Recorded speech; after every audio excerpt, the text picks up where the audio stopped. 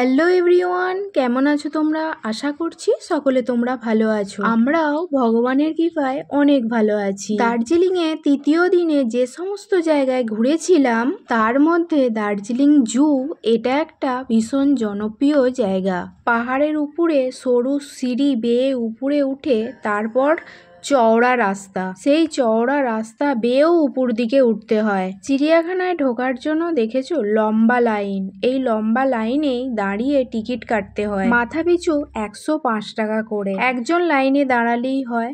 তো ও দাঁড়িয়েছিল লাইনে, গাড়িতে যতজন ছিল সবাইয়ের টিকিট ওই কাটলো। কেটে আমরা ভিতরে প্রবেশ করলাম। তো ভিতরে প্রবেশ করার পরেই প্রথমে যে আকর্ষণীয় জিনিসটা হলো সেটা হলো পান্ডা, রেড পান্ডা।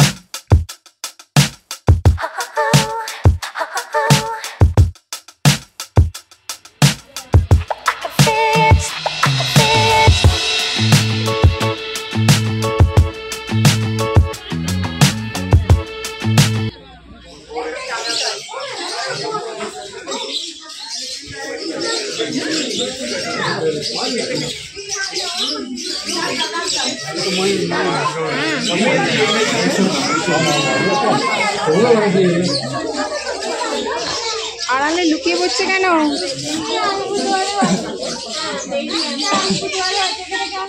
তারপর এলাম আমরা পাখির দেশে। নানান ধরনের পাখি, যেগুলো নাম জানি না অথচ দেখতে অপূর্ব।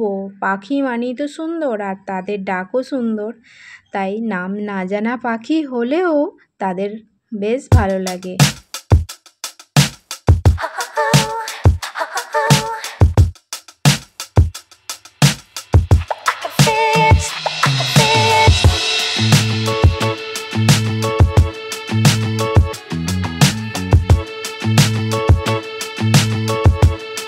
তবে আশ্চর্যের বিষয় এই যে বিড়ালটাকে এইরকম খাঁচায় বেঁধে রাখার কী দরকার?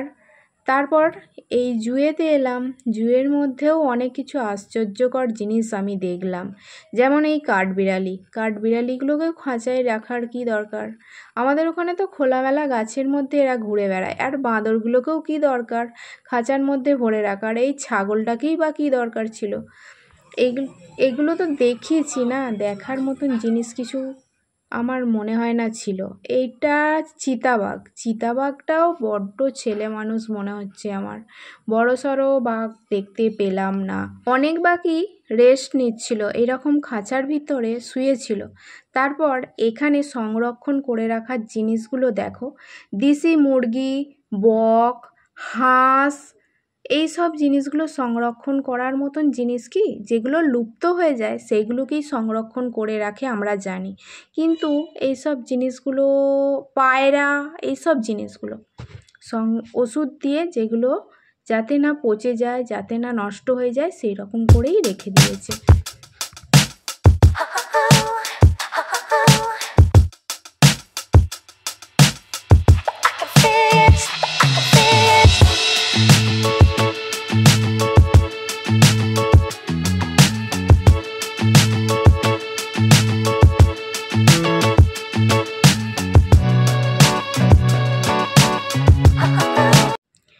এই সাপটা বিশাল আকারের ছিল, অজগর সাপটাকেও সংরক্ষণ করে রেখে দেয়া হয়েছে। এইসব দেখে শুনে মনটা একটু সত্যিই মনে হচ্ছে 105 টাকা বেকার গেল। কিন্তু এই যে টাইগার আসছে দেখেছো, দূর থেকে যে টাইগার আসছে, এই টাইগার দেখে আমার তো 105 টাকা কেন, মনে হয় 1000 টাকা দিলেও ক্ষতি ছিল না। আমি এই ফার্স্ট টাইম দেখলাম হোয়াইট রয়্যাল বেঙ্গল টাইগার।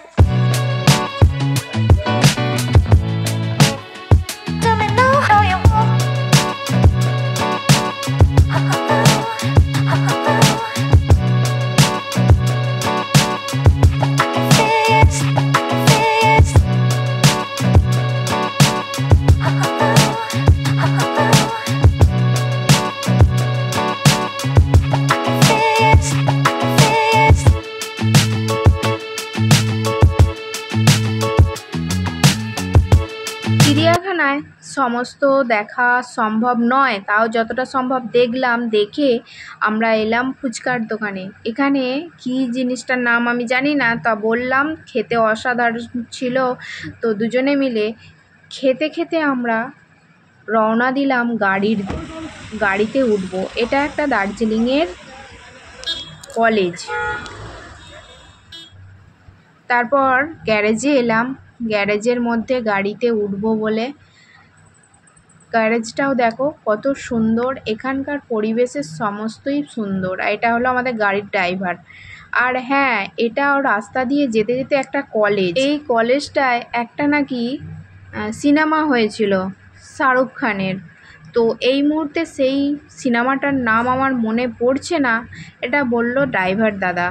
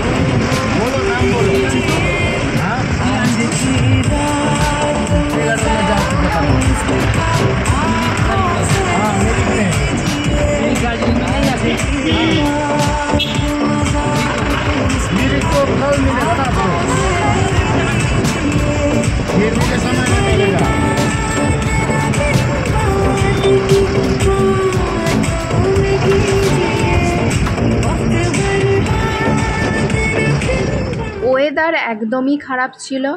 যত যাচ্ছি তত অন্ধকার না, যেন কুয়াশায় ঢেকে দিচ্ছে, আর কিচ্ছু দেখা যাচ্ছে না যে দূরের চা বাগানটা দেখাবো। তো এখন এই মুহূর্তে আছি আমরা চা বাগানের পাহাড়ের ঢাল, মানে সিঁড়ির ধাপ করা আছে, সেই ধাপ দিয়ে আস্তে আস্তে নামতে হচ্ছে।